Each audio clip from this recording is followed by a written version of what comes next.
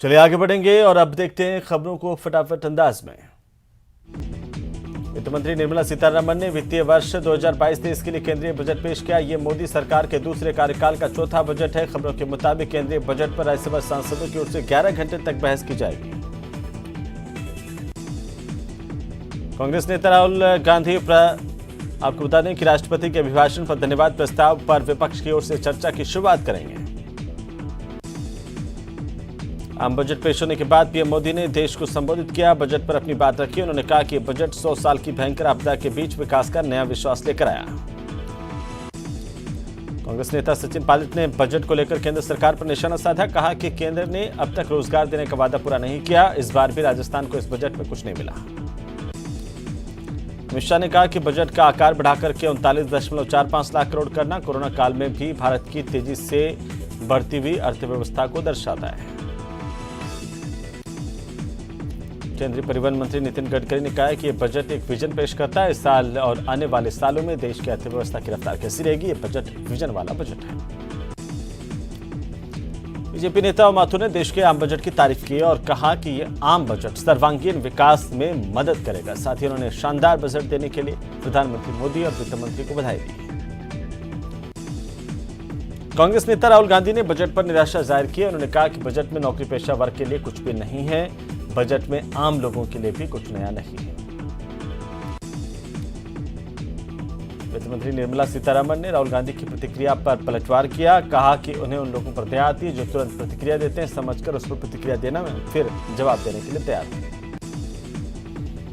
केंद्रीय बजट पर मुख्यमंत्री अशोक गहलोत ने भी अपनी प्रतिक्रिया दी। उन्होंने इस बजट को महंगाई बढ़ाने वाला, उद्योगपतियों की जेब भरने वाला बताया। साथ ही उन्होंने आम आदमी, किसान, मजदूर की जेब खाली करने वाला बजट साबित होने की बात कही। कांग्रेस में राजनीतिक नियुक्तियों के कयासों पर संजय निरुपम ने विराम लगा दिया है। संजय निरुपम ने कहा कि चुनाव से पहले राजनीतिक नियुक्तियां नहीं होंगी। रीट भर्ती परीक्षा रद्द कराने की मांग को लेकर बीजेपी ने प्रदेश अध्यक्ष सतीश पूनिया के नेतृत्व में सिविल लाइंस फाटक पर जमकर प्रदर्शन किया। देखते ही देखते पुलिस और कार्यकर्ताओं में आपस में झड़प हुई। सौम्या गुर्जर को सुप्रीम कोर्ट से बड़ी राहत मिली है। राजस्थान हाई कोर्ट के फैसले पर सुप्रीम कोर्ट ने स्टे लगाया। वहीं पूरे मामले में सौम्या गुर्जर ने कहा कि सत्य की जीत हुई। राजस्थान लोक सेवा आयोग के नए कार्यवाहक अध्यक्ष जसवंत राठी ने अपना कार्यभार संभाल लिया। 2020 से राठी आयोग के सदस्य का पद संभाल रहे थे। बांसवाड़ा में एसीबी की टीम ने कार्रवाई करते हुए 3000 की रिश्वत लेते एक पटवारी को गिरफ्तार किया। पटवारी ने परिवादी से भूमि नामांतरण कराने के नाम पर रुपयों की मांग की थी। अलवर में शराब की भट्टियों पर कार्रवाई करने गई पुलिस की टीम पर शराब माफिया ने हमला बोल दिया। शराब माफिया ने एक एसआई समेत 3 पुलिसकर्मियों को बंधक बनाकर के जमकर मारपीट की। झुंझुनू में मारपीट का एक वीडियो सोशल मीडिया पर वायरल हुआ है। दरअसल ये वीडियो झुंझुनू के मुरारका कॉलेज के गेट के बाहर का, जहां पर कॉलेज के गेट के बाहर एक छात्र को दूसरे छात्र पूरी तरह से पीटते हुए नजर आए।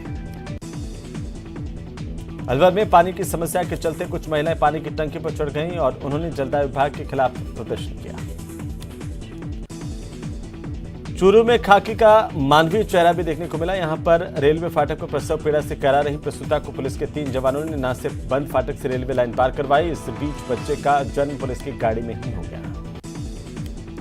मरुधरा में धीमी हो रही कोरोना की रफ्तार। पिछले 24 घंटे में 6212 नए केस सामने आए। 20 की मौत। एक्टिव केस का आंकड़ा 63,000 के पार। कोरोना वायरस के घटते मामलों के बीच मुंबई में लोगों को बड़ी राहत देने का ऐलान किया गया। सरकार ने नाइट कर्फ्यू को हटाने का फैसला किया। इसके साथ ही रेस्टोरेंट और सिनेमाघरों को 50% क्षमता के साथ चलाने की मंजूरी दी गई। इस साल के आईपीएल का मेगा ऑक्शन 12-13 फरवरी को बेंगलुरु में होगा। बीसीसीआई ने 590 खिलाड़ियों की लिस्ट जारी की जो ऑक्शन का हिस्सा होंगे। इन खिलाड़ियों में 355 अनकैप्ड प्लेयर्स और 228 कैप्ड प्लेयर्स शामिल होंगे। 2 दिन तक चलने वाले इस मेगा ऑक्शन में 10 टीमें हिस्सा लेंगी।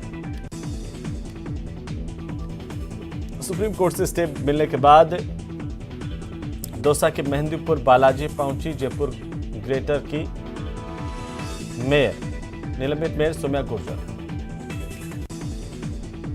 कोटा में कुछ लोगों ने यूआईटी के गेट पर नारेबाजी की। बस्ती से पुनर्वास किए गए लोगों को प्लॉट आवंटित नहीं होने पर नाराजगी जताई।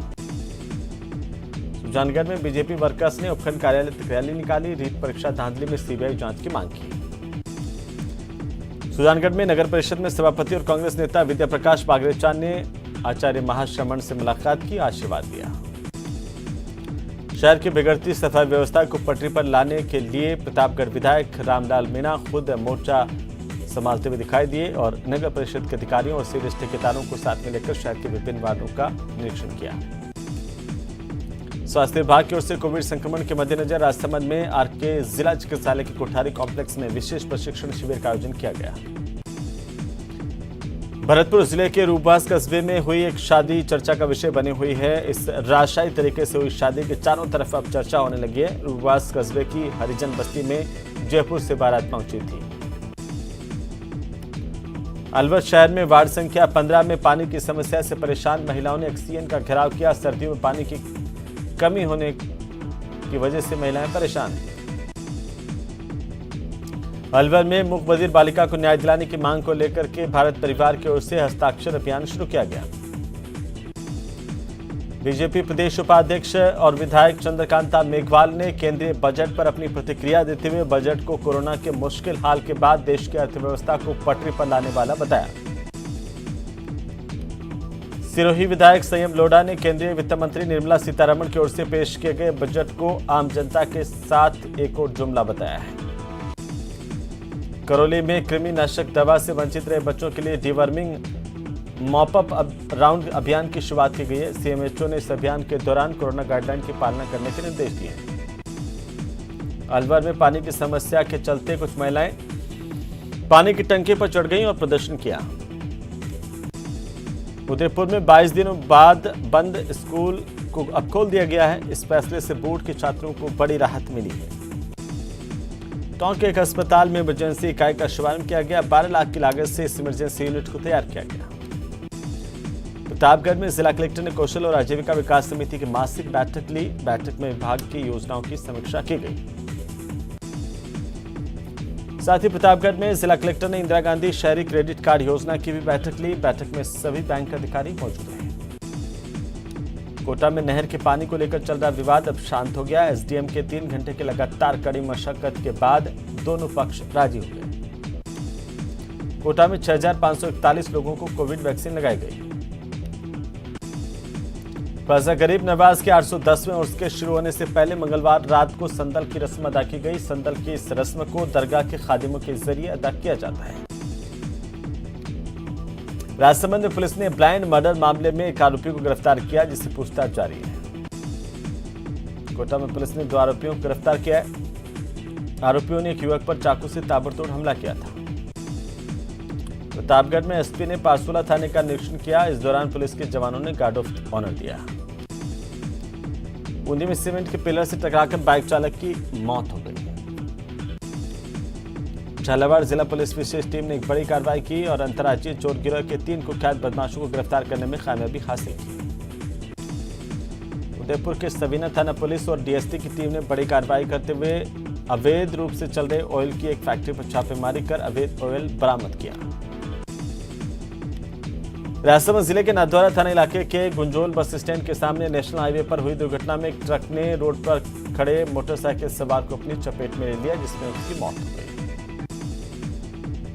डूंगरपुर जिले के धंबोला थाना इलाके के पादरा गांव में एक नाबालिग प्रेमिका ने प्रेमी की कहीं और सगाई होने से नाराज होकर मौत को गले लगा लिया।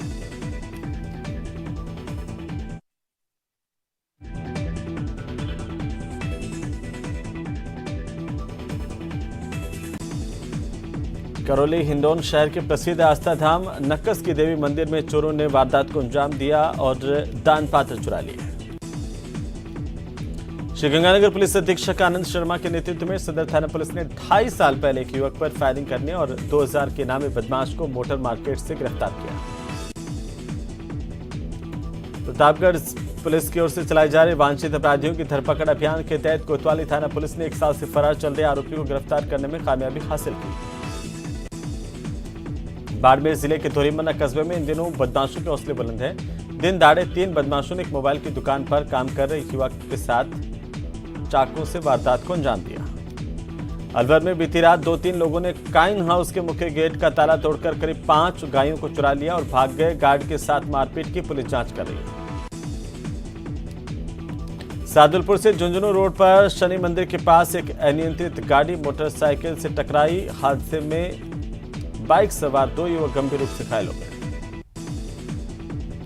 कोटपुतली के शाहपुरा अमृतसर थाना इलाके के नैन गांव के पास अनियंत्रित अजीतगढ़ प्रधान की गाड़ी पेड़ से टकरा गई। हालांकि प्रधान सकुशल है। कोतवाली पुलिस ने मदन मोहन मंदिर में प्रसाद ले रही महिला के गले से सोने की चेन तोड़ने के आरोप में एक महिला को गिरफ्तार किया। प्रतापगढ़ में पुलिस ने केबल चोरी करने के आरोप में 2 लोगों को गिरफ्तार किया। आरोपियों ने कुएं से करीब 400 फीट केबल चोरी की थी। श्रीगंगानगर में पुलिस ने लूट के आरोप में 3 बदमाशों को गिरफ्तार किया है। पूछताछ जारी है। कोटपुतली में पुलिस ने दुष्कर्म के मामले में एक आरोपी को धर दबोचा। पुलिस आरोपी से पूछताछ कर रही है। उदयपुर में पुलिस ने 2 वाहनों से 15 क्विंटल अवैध डोडा पोस्ट बरामद किया। इस दौरान एक भी आरोपी पुलिस के हत्थे नहीं चढ़ा। तो खबरों में फिलहाल वक्त एक छोटे से ब्रेक का, जल्द उठेंगे।